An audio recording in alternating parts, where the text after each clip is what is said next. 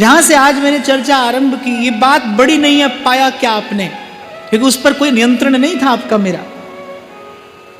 हम पाते क्या है, बड़ी बात हम चाहते क्या है। बंछे माने वांछा, बोले वांछा मत करिए। कई बार हमने विस्तार से चर्चा की, संसार में रहना, संसार में होना, यहां आना जाना, कुछ करना, ये बात बंधन कारक नहीं है। संसार को चाहना बंधन कारक है। कुछ भी हो आपके पास, हो ना हो, पर आप चाहते हैं कि नहीं चाहते, आपको संसार की इच्छा है कि नहीं। जो शक्ति, जो ऊर्जा धकेल रही है आपको किसी भी दिशा में, वो कुछ और नहीं है, आपकी इच्छा की ही शक्ति है। आपने कहावत सुनी होगी, पुराने लोग कहा करते थे, कहते थे जैसे को तैसा मिले कर कर लंबे हाथ, कहते थे ना। चोर को चोर मिल जाता है, साधु को साधु मिल जाता है, मिलाने वाला राम है। चोर को चोर से मिला देता है, साधु को साधु से मिला देता है। तभी मैंने कहा कि जैसी आपकी चाह होगी वैसी आपकी राह होगी। आप देखो, आपको वैसे ही लोग मिलते चले जाएंगे, वैसे ही लोग आपको मिलते चले जाएंगे, और जो आपके जैसे नहीं होंगे वो आपसे आकर भी छिटक जाएंगे, वो आपके संग रह नहीं पाएंगे। मेरे जीवन का तो ये प्रत्यक्ष और स्पष्ट अनुभव रहा कि यदि आपकी इच्छा शुद्ध है तो महामहिम की कोई ना कोई व्यवस्था आपको सदमार्ग पर भी ले जाएगी, आपको सत्संग भी करा देगी, आपको सदविचार का प्रसाद भी मिल जाएगा। मूल में क्या है, बस आपका लक्ष्य, आपका उद्देश्य, आपकी जो वांछा है वो पवित्र होनी चाहिए। जब कोई कहता है ना भजन करना चाहते हैं पर नहीं हो पाता, यहां भटक गए वहां भटक गए, नहीं भाई, आप कुछ और चाहते थे तभी भटक गए। जो केवल प्रभु को चाहता है वो भटक नहीं सकता, उसकी जिम्मेदारी प्रभु पर है, वो नहीं भटक सकता। तो ये जो पहला शब्द है ध्यान देने का है, मत बंछय, मत बंछय, वो कह रहे वांछा मत करिए, इच्छा मत करिए। फिर अगली पंक्ति में स्पष्ट कर रहे हैं, अन मांग्यो आगे आवे गो, जो पल लागे पल को। एक बार एक कच्ची डगरिया पर एक बैलगाड़ी चली जा रही थी। वो बैलगाड़ी का जो चाक होता है ना, जहां से पहिया जुड़ा रहता है, उस पर एक मक्खी बैठी थी। अब बैलगाड़ी चल रही थी तो धूल उड़ रही थी। अब मक्खी को लग रहा था कि हमारे चलने से धूल उड़ रही है। ऐसे मनुष्य को लगता है मेरे की हो रहा है, पर सूरदास कहते हैं कियो गोपाल ही को हुई ही जो राम रचि राखा, को करि तर्क बढ़ावई साखा। कल मैं आपको कह रहा था ना, महाराज वाणी में कहते हैं सबसे पहली बात श्री गुरु ग्रंथ साहिब के प्रथम पृष्ठ पर लिखा है, हुक्म है भीतर सबको और बाहर हुक्म न कोई। हुक्म है भीतर सबको। एक मुसलमान फकीर हुए, उनकी एक बात मुझे बड़ी अच्छी लगी। वो कहते थे कि ये जो कुछ है, ये जो कुछ है, इसे साहेब का मान लेना ही बंदगी है। बस मान लीजिए कि ये प्रभु का है, बस मान लीजिए ये प्रभु का है। संत ये रहस्य जान लेता है, फिर कहता है तू काहे डोले प्राणिया, तू काहे डोले। संतों की वाणी कैसा अद्भुत सूत्रपात करती। बोले किसने सुख पाया? जिसने मान लिया करता भरता हरता आप सुख पाया, सुख पाया रहम तेरी। अरे कितना मनाया महादेव ने माता सती को कि मत जाओ, आज दक्ष के यज्ञ में जाने से हित नहीं है, और वो कहां मानी। अंत में महादेव यही कहकर मौन हो गए, भाई हुई ही जो राम रचि राखा और को कर तर्क बढ़ावे ईसा का। भाई करने वाला कोई और है, उसी के किए होता है, उसी की इच्छा से होता है। अब कोई यहां पर बैठा सोच रहा होगा तो भाई सब करना धरना छोड़ देते हैं, जब किए से होता ही नहीं तो फिर करना धरना छोड़ देते हैं। अपने लिए मत करिए। इसलिए बार बार आपसे कहा जाता है कर्म नहीं सेवा हो जीवन में, अपने लिए ना हो। कम से कम एक भक्त का जीवन तो ऐसा हो, अपने लिए ना हो। साधु के जीवन में भी कभी कभी बहुत कुछ देखा जाता है, पर आप देखोगे उसमें उसका अपना हिस्सा नहीं है। वो बहुत कुछ करता है, बड़ा बड़ा कार्य करता है लोक हित और लोक संग्रह के लिए, तो कभी कभी बड़ा पुरुषार्थ करता देखा जाता है। पर आप कभी सब परत हटाकर देखोगे तो आप देखोगे उसमें उसका हिस्सा नहीं है भाई, वो माध्यम बनकर। और ये स्वतंत्रता भगवान भगवत गीता में देते हैं। स्वतंत्रता ही नहीं, संकेत भी, संदेश भी दिया है। और अर्जुन को तो भगवान ने आदेश दिया, निमित्त मात्रम भव सव्यसाचिन, कि तू माध्यम बन और मेरे इस कार्य में मेरा सहयोगी हो। प्रभु ने कृपा करके ये मनुष्य का शरीर दिया। क्या उत्तर में हम इतना निवेदन भी प्रभु को नहीं कर सकते कि प्रभु के कार्य में हम निमित्त बन जाएं, प्रभु के कार्य में हम माध्यम बन जाएं? खूब करिए। मैं तो कहता हूं आपके जीवन का एक क्षण भी श्रेष्ठ कर्मों से विरत ना हो, पर अपने लिए नहीं। आपकी चिंता, आपकी संभाल कोई और करेगा। मेरे मालिक को रहती है मेरी हर बात की चिंता। अरे हनुमान जी जैसा राम नाम का विश्वासी कोई होगा? कोई हो सकता है? नहीं हो सकता। लेकिन जब जगदम्बा जानकी का पता लेने के लिए प्रभु ने भेजा तो हनुमान जी समुद्र किनारे माला लेकर बैठ जाते हैं, बोले चलो भजन करते हैं, चलो राम राम जपते हैं। भजन तो किया पर पुरुषार्थ करते हुए किया। जिस सागर को बिना सेतु के लांग सके ना राम, और लांग गए हनुमान उसी को लेके राम का नाम। और कहते हैं जब महादेव से माता पार्वती ने कहा, बोले अब आप ये वानर का रूप लेकर जाएंगे प्रभु की सेवा करने?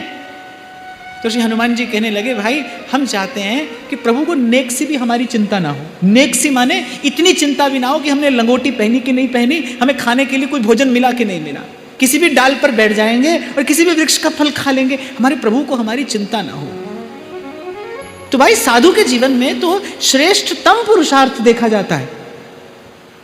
हमारे इस भारतवर्ष की संत परंपरा ने, साधु परंपरा ने ऐसे बड़े बड़े कार्य सिद्ध कर दिखाए जो न धन बल से संभव था और न जन बल से संभव था। वो सत्पुरुषों के संकल्प बल से संभव हुआ, उनके आत्म बल से संभव हुआ। पर आप देखेंगे उसमें उनका हिस्सा बहुत थोड़ा भी नहीं था। उनका हिस्सा कितना था? मैं भी भूखा ना रहूं, साधु ना भूखा जा। श्रीमद् भागवत में एक बड़ा सुंदर प्रसंग आता है, मैं आपको निवेदन करता हूं।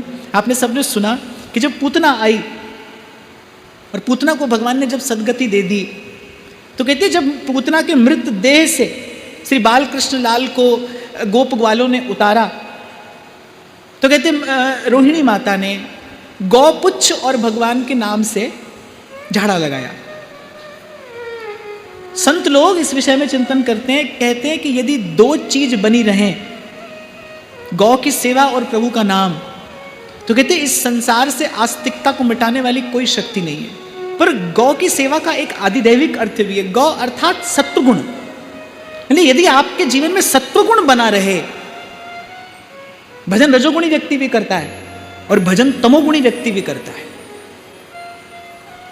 भक्ति मार्ग के आचार्यों ने उत्तमा मध्यमा भक्ति का जो विवरण दिया है, इसीलिए तो दिया कि रजोगुणी व्यक्ति भी भक्ति कर रहा है, तमोगुणी व्यक्ति भी भजन कर रहा है।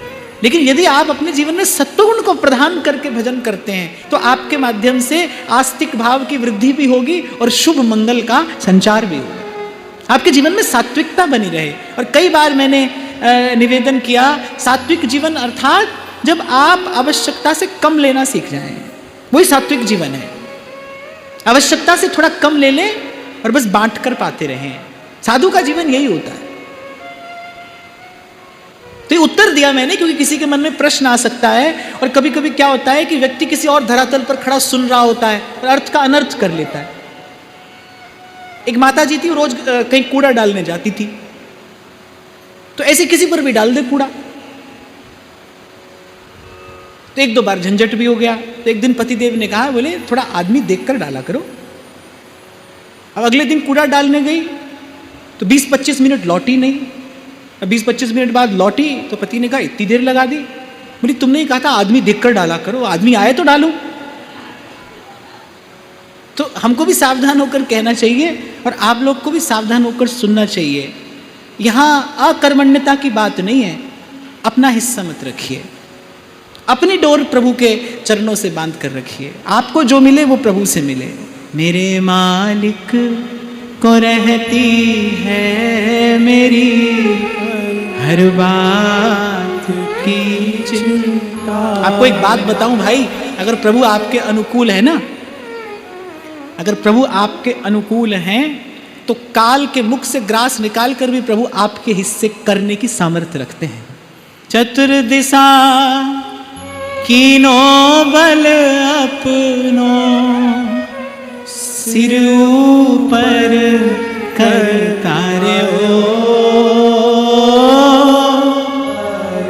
अरे महाराज तो बाणी में कहते हैं, औखी घड़ी न वेखण देई, अपना बिरद संभाले और हाथ दे राखे अपने को सांस सांस प्रतिपाले। बस नाम त्याए महा सुख पाया और हर गुण गाए मेरा मन सितलाया। तो मत बंछे तिल तिल धन को।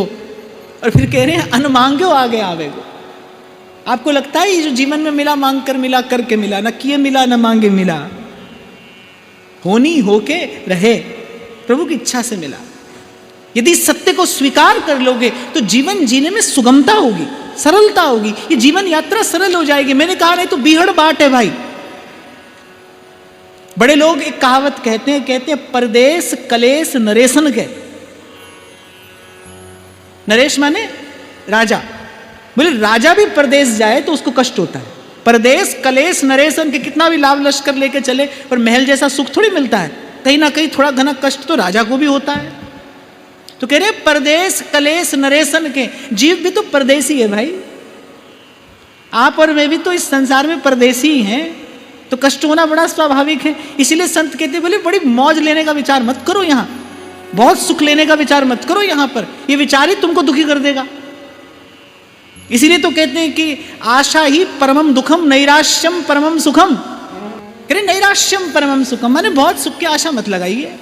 और फिर कह रहे हैं कि अन मांग्यो आगे आवेगो। मांगो मत मांगो। आपको लगता है ठाकुर जी से कह दिया काम हो गया, चलो बंगला लगा दो, चलो 56 भोग करा दो, ठीक है कराते रहो।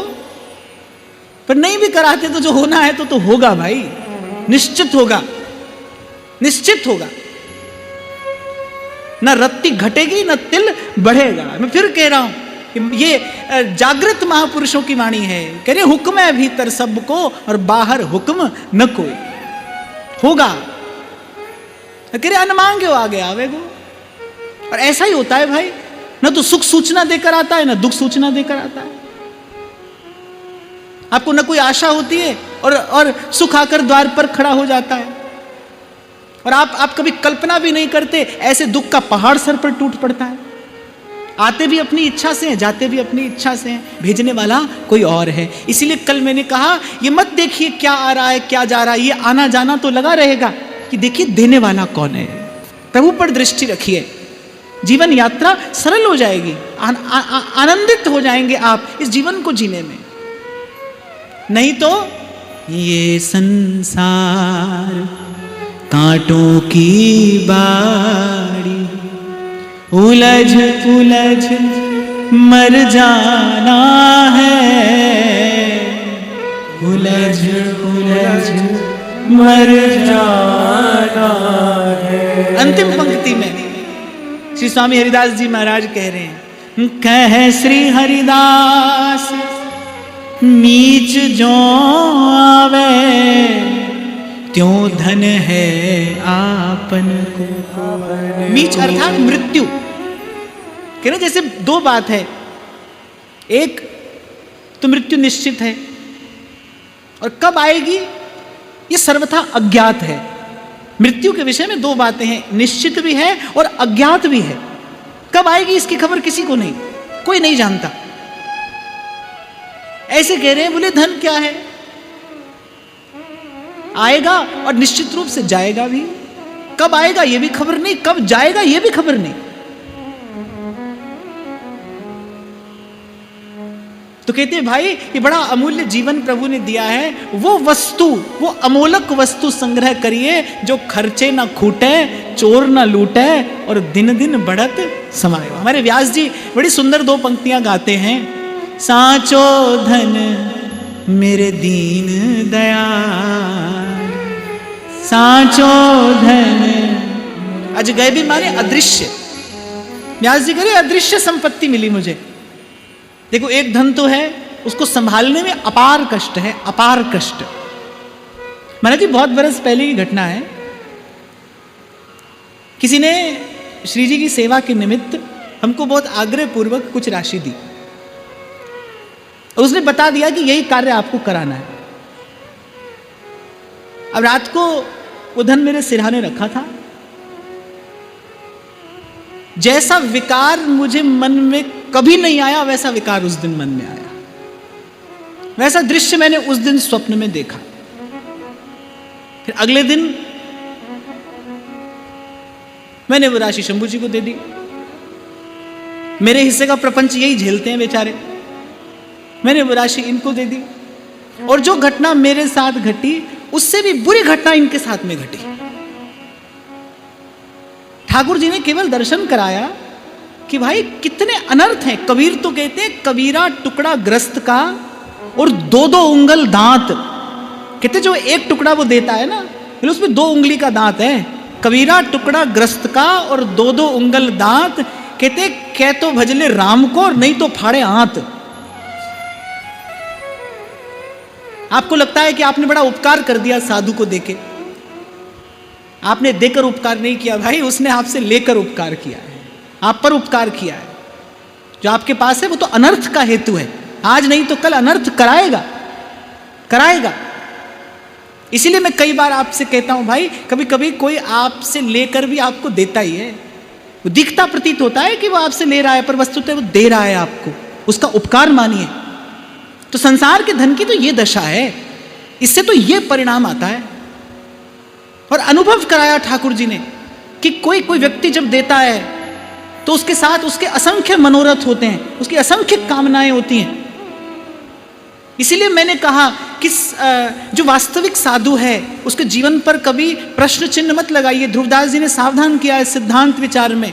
बोले उनकी नीति अनीति पर आप विचार मत करिए, उनका जीवन कैसा है वो केवल प्रभु जानते हैं। कभी कभी आपको साधु बिल्कुल विरक्त दिखाई पड़ेगा, कभी बहुत बड़ा पुरुषार्थ करता दिखाई पड़ेगा, पर ये देखिए उसमें उसका हिस्सा कितना है। यदि उसमें उसका हिस्सा नहीं है तो वो श्रेष्ठ कार्य कर रहा है, वो प्रभु का कार्य कर रहा है, वो लोक मंगल का कार्य कर रहा है, उसको प्रणाम करिए। और आदर नहीं कर सकते तो कम से कम अवहेलना अनादर तो कदापि ना करिए। ये धन भी कोई काम की वस्तु है? ये तो अपार पीड़ा और अपार कष्ट का कारण है, अपार पीड़ा और अपार कष्ट का। और आप ये नहीं समझना कि मैं कई सुनी बात बोल रहा हूं। ये दुख, ये पीड़ा भोग कर मैं आपसे इतने विश्वास से कह पा रहा हूं भाई, उसमें तो अनंत अनर्थ छिपे हैं। तो व्यास जी कहते संपत्ति मुझे कैसी मिली? गुरु की कृपा से मैं पायो अजगैबी माल, अदृश्य संपत्ति, जिसे ना तो संभालने की चिंता है क्योंकि कोई ले जाएगा तो घटेगी नहीं। खर्चे न खूटे वाको चोर न लूटे, खर्चे न खूटे वाको चोर न लूटे, दिन दिन बढ़त सवायो। इसलिए कि गुरु से जाकर, संत के पास जाकर पहले उस वास्तविक धन की, उस सच्चे धन की एक झलक पाइए। संत तो कहते हैं भीखा भूखा कोई नहीं। एक संत हुए भीखा जी, वो कहते हैं भीखा भूखा कोई नहीं, सबकी गठड़ी लाल। भले बस गांठ खोल देखत नहीं और ढूंढत फिरत कंगाल, सबकी गठड़ी लाल। कबीरा सब जग निर्धना, धनवंता ने कोय, धनवंता सोई जानिए जाके नाम रतन धन हुए। श्वास श्वास सिमरै गोविंद मन अंतर की उतरे चिंत। पूर्ण गुरु की शरण में जाकर निकट देखिए उस सच्चिदानंद को, उस सुख स्वरूप आनंद स्वरूप प्रभु को निकट से देखिए। पार ब्रह्म निकट कर पेख। सांस सांस सिमरै गोविंद मन अंतर की उतरे चिंत। तो एक बार प्रथम पंक्ति का मैं पुनः स्मरण करूं, हरिभज हरिभज और छाण न मान नर्तन को। जैसे गोस्वामी जी कहते हैं ना, इस बात का मान हो कि हमें प्रभु ने अपनाया है, हम पर प्रभु की कृपा दृष्टि है। जब हाथों की ओर देखो तो मन में क्या भाव क्या इच्छा हो कि इन हाथों से क्या प्रभु की सेवा की जाए। आपको स्मरण हो, प्रथम दिन हमने गाया था, व्यास जी कहते हैं, ये तन अब ही के कामे आयो, साधु चरण को संग कियो, जिन हरिजू को नाम लिवायो। ये तन अब ही के कामे। वस्तु तो संसार में बहुत है भाई, पर कौन किसके कितना काम आता है, ये बड़ी बात है। कौन किसके कितना काम आता है। अरे मैंने तो ये दृश्य भी देखा है कि घर में माल खजाना भरा पड़ा है, निकट व्यक्ति भय चिंता और रोग से ग्रस्त पड़ा है, ना आप सुख पाया और ना किसी के हिस्से वो थोड़ा सा सुख जाने दिया। ऐसी दुर्दशा भी जीवन की देखी जाती है। इसलिए आरंभ में जो मैंने आपको निवेदन किया कि भाई ये देखना कि आपकी इच्छा किस दिशा में आगे बढ़ रही है। बुरा मत मानना भाई, ना तो माथे तिलक सजाए कोई भक्त होता है, ना माथे तिलक सजाए कोई भक्त होता है, और ना हाथ में माला घुमाए कोई भक्त होता है। मन से प्रभु को चाहे तो भक्त होता है, और केवल प्रभु को चाहे तो भक्त है। जो प्रभु के अतिरिक्त कुछ न चाहे, जाहि न चाही कबहू कछु, तुम संग सहज सने, तुम संग सहज सने। व्यास जी कहते हैं, धन्य हाथ मेरे जिन कुंजन में हरि मंदिर छायो, और धन्य व्यास के श्री गुरु जिन सर्वोपरि रंग बतायो। तो हरि भज छाण न मान नर्तन को, और मत बंछे रे तिल तिल धन को, तिल तिल धन।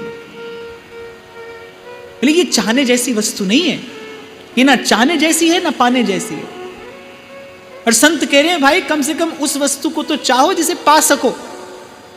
देखो वो कोई बहुत सूक्ष्म बुद्धि की इसमें आवश्यकता नहीं है, मोटी बुद्धि से विचार करो। आप एक ऐसी वस्तु को चाहो जिसे आप पा नहीं सकते, तो आपके इससे पीड़ा और क्लेश के अतिरिक्त क्या आएगा। आप एक ऐसी वस्तु चाहते हो जिसे आप पा ही नहीं सकते, तो आपके इससे पीड़ा और क्लेश के अतिरिक्त क्या है? कुछ भी तो नहीं। ये दुख तो आपने स्वयं मोल लिया है, ये फंदा तो आपने गले में डाला है। तो संत कह रहे भाई कम से कम उस वस्तु को तो चाहो जिसे पा सकते हो। खूब चाहो संसार को। मैं तो कई बार कहता हूं, लोग घर से प्यार करते हैं, गाड़ी से प्यार करते हैं, कुर्सी से प्यार करते हैं। कभी घर से पूछो भाई तुमको कोई प्यार है हमसे? गाड़ी बंगले से पूछो कोई तुमसे प्रेम करता है? अरे उसे तो चाहो जो आपकी चाहत का, आपके प्रेम का, आपके स्नेह का, आपके भाव का किंचित उत्तर दे सके। और विचार करो कौन दे सकता है? रंच प्रेम में भक्त के हाथ बिक जाते हैं भगवान। शास्त्र तो कहता है चुल्लू भर जल के बदले प्रभु स्वयं को बेच देते हैं, बेच देते हैं। ये शब्द का प्रयोग किया गया। वेद पुराण भागवत भाखें और कियो भक्तन मन भायो, और परमानंद इंद्र को वैभव विप्र सुदामा पायो। प्रीत तो नंद नंदन सो की जय, नंद नंदन सो की। तो इसलिए मैंने कहा भाई ये तो बहुत सूक्ष्म बुद्धि की आवश्यकता नहीं है, तो मोटी बुद्धि से समझने का विषय है। उसे चाहते रहो जो आपको मिल ही नहीं सकता, पाते रहो कष्ट। कहने वाले कहते हैं ना, इश्क एक तरफा हो तो सजा देता है, दोनों तरफ से हो तो मजा देता है, एक तरफा हो तो सजा देता है। तो जीव सजा ही तो पाता है। ये एक तरफा चाहत, एक तरफा वांछा, ये एक पक्षीय इच्छा ही तो है जीव की, संसार को चाहना। संसार तो नहीं चाहता, संसार आपको चाहता तो रख लेता ना सदा अपने पास। यहां तो खूब धक्का पड़ता है, खूब गाली पड़ती है, भगवान को भी गाली पड़ती है यहां तो। ये संसार किसको चाहता है? किसी को नहीं चाहता है। आप चाहते हो इसे, इसलिए कष्ट पाते हो। ये एक पक्षी है जो प्रेम और स्नेह है, ये कष्ट का कारण है। उसकी वांछा करिए जो आपके प्रेम का, आपकी इच्छा का मान रखना जानता हो, उत्तर देना जानता हो। इसलिए प्रीति तो नंद नदन से की जाए। कह श्री हरिदास, नीच जो आवे त्यों धन है आपन को, हरि भज छाड़ न मान नर्तन। आज की वार्ता श्री जी के चरणों में निवेदन करते हैं। महाराज श्री के चरणों में प्रणाम। आप सबके हृदय स्थित प्रभु को नमन।